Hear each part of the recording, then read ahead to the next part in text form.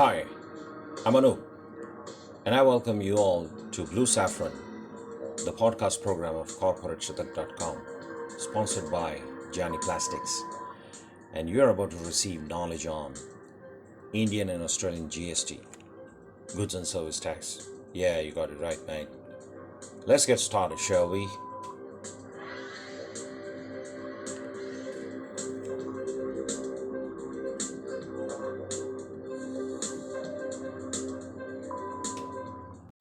The SWOT analysis of GST, my favorite.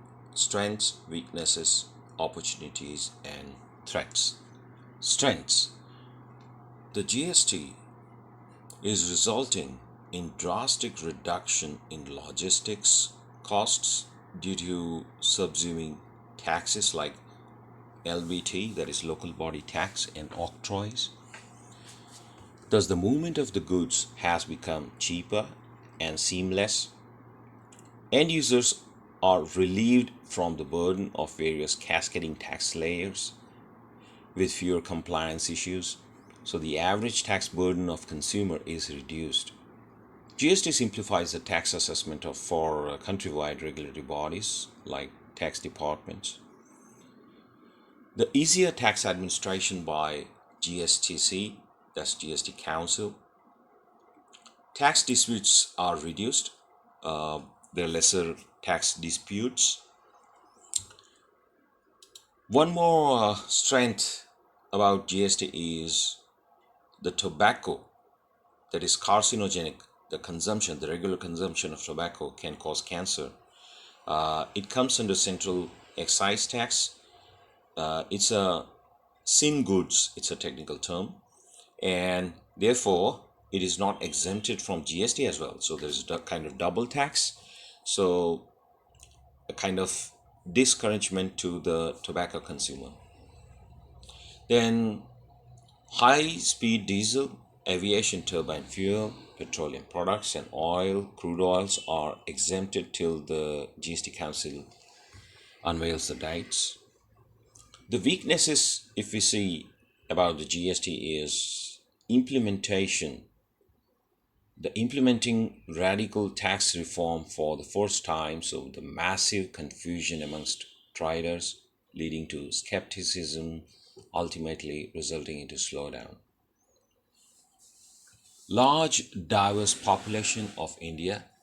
It's if I'm not wrong, it's the largest democracy in the world. That makes implementation difficult. The GST categories are not proved feasible to the business people from different segments. The electricity and alcohol are exempted from GST, which discourages a manufacturer that uses electricity and doesn't discourage alcoholic people because there is no GST on consumption of alcohol. So if you ask me, I would strongly recommend bringing them under GST so that the current situation can be reversed. The production of any export-oriented country like India, whose currency is relatively weaker, is encouraged by reducing the electricity charges. Once the electricity under the GST is brought about, it would benefit the manufacturers with the input tax credit. Friends, let's understand one small thing here. Being the currency weaker has got nothing to do with the economy being weaker.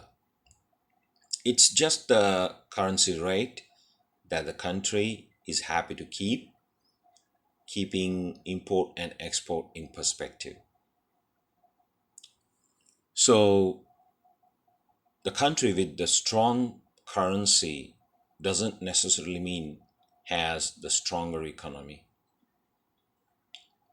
It only means that it consumes a lot.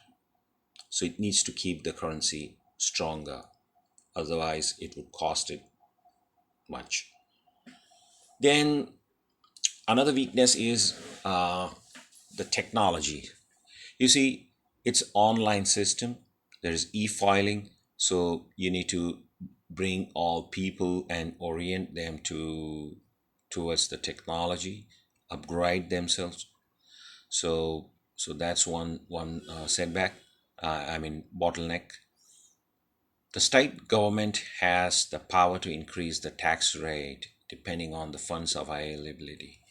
I'm talking about the future. So there is chance. Then opportunities. There is an opportunity of corruption-free Indian revenue services. Lesser the corruption, more the foreign direct investment in the country. GST is a boon to the small scale industries. It provides more protection from imports. The export could get a competitive edge. It helps bring the whole nation at international level at par. What are the threats of GST?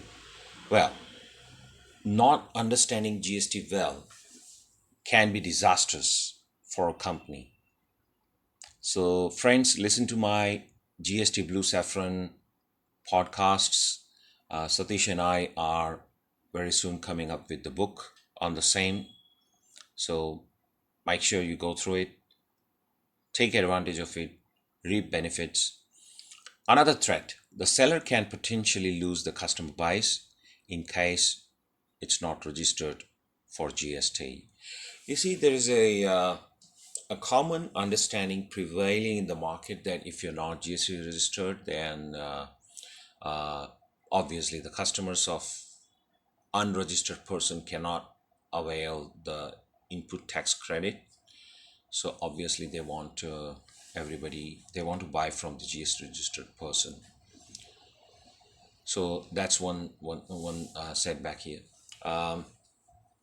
Non-compliance can be costly financially as well as business wise. So if you're not able to comply with the GST, then it can cost you a fortune.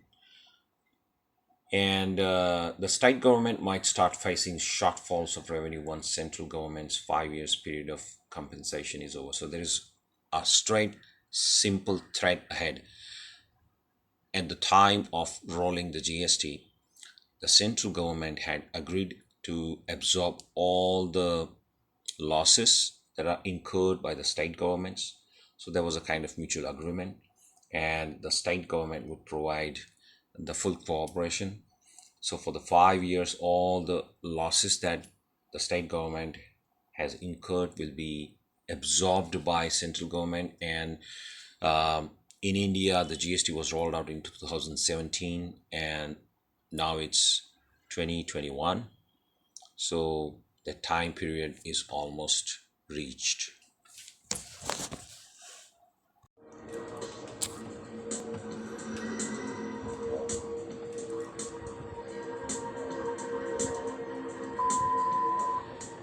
So, my dear listeners, I hope you enjoyed the audio. I also hope there was some takeaway for you. Signing off now. We'll come up with more interesting episodes. Till then, take good care of yourselves. Keep liking your one and only Blue Saffron. Cheers. Bye bye.